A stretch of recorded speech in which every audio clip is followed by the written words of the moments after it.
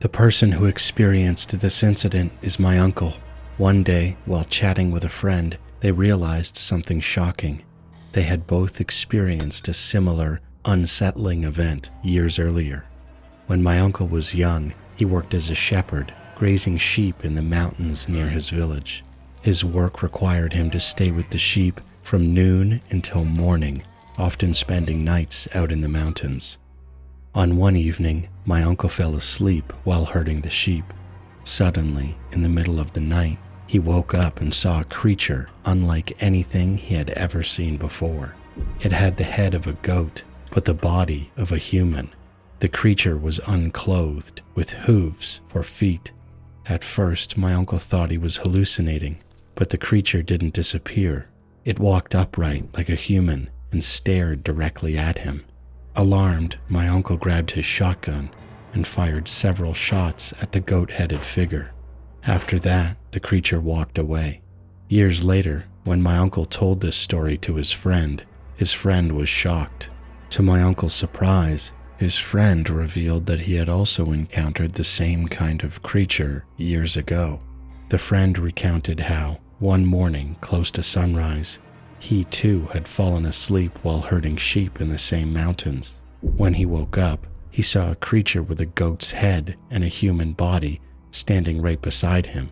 However, unlike my uncle's encounter, this creature didn't come towards him. Instead, it spoke in a strange, inhuman language before walking away. Both my uncle and his friend agreed that what they had seen was real. They described the creature in identical detail, from its unsettling goat-like eyes that moved naturally to its eerie tongue and mouth. Both were certain it wasn't a hallucination or imagination. They had both witnessed the same disturbing figure.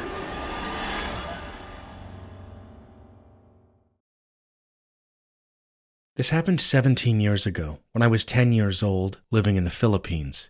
My grandmother, Yolina, owned a farm and had a bunch of animals.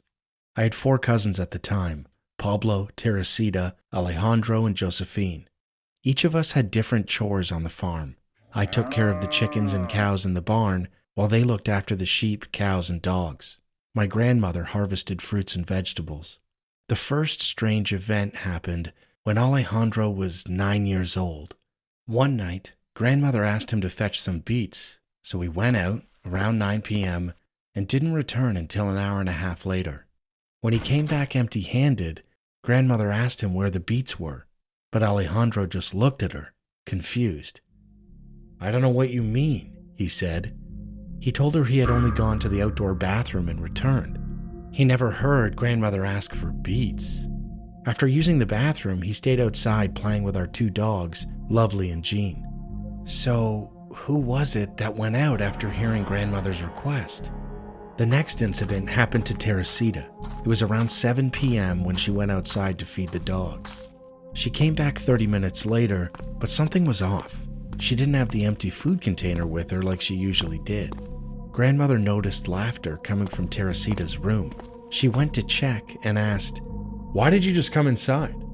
But Teresita looked confused. "Grandmother, I haven't left my room since 6 p.m. Grandmother thought she was lying and scolded her. So who had grandmother seen outside? Then it happened to Pablo. One day, he stayed in his room all day and never came out. Grandmother left food outside his door, and each time she checked, the plate was empty. She assumed he was inside and didn't worry. But at around 5 p.m., Pablo walked through the front door. "Hello, I just got back from the field," he said, holding a bundle of wheat, carrots, and potatoes. "It took me a while to gather these." We all stared at him in shock. Grandmother rushed to his room, flung the door open. No one was there. So who had been eating all the food that day? After all this, grandmother finally said, "We're moving." Soon after, we sold the house and left. Before we moved, we asked the neighbors if they knew anything about the house's history. They said, Many people hanged themselves from the large tree that stood there before the house was built, and previous owners have reported seeing doppelgangers. And that's when we realized what we had seen were not our real family members. They were doppelgangers.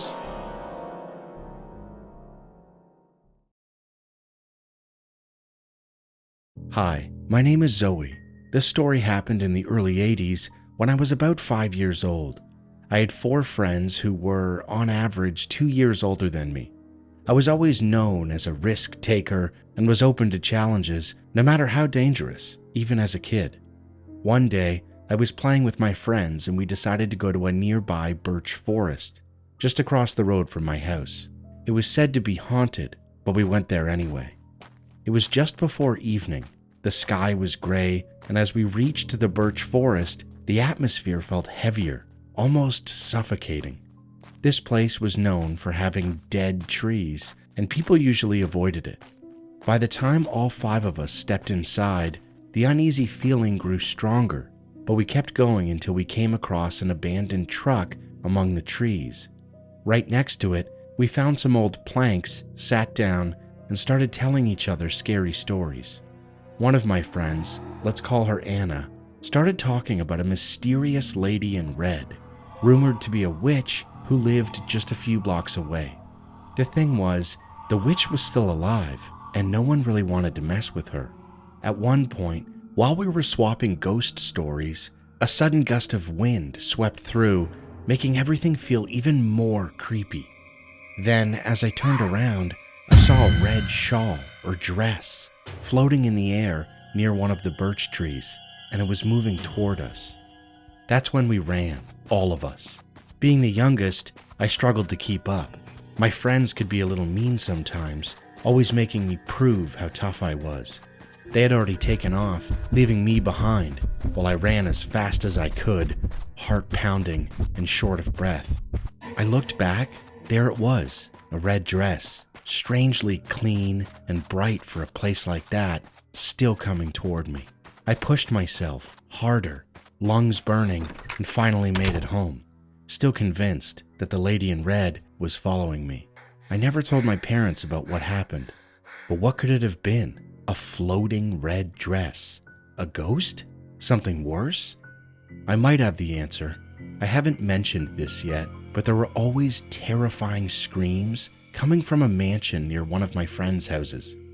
Except it wasn't just a mansion, it was supposedly a mental asylum, surrounded by electric fences. It looked abandoned.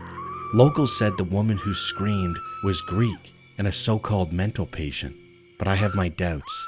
That mental asylum was weirdly close to regular houses, yet no one ever came or went. No cars, no visitors, every window was shut. Who knows, maybe that poor woman was being tortured by some psycho, and somehow that led us to seeing the lady in red. People whispered about black magic, drug-related murders, and maniacs hiding in the neighborhood. I just hope, whatever it was, that it wasn't real. And worst of all, I hope it never follows me again.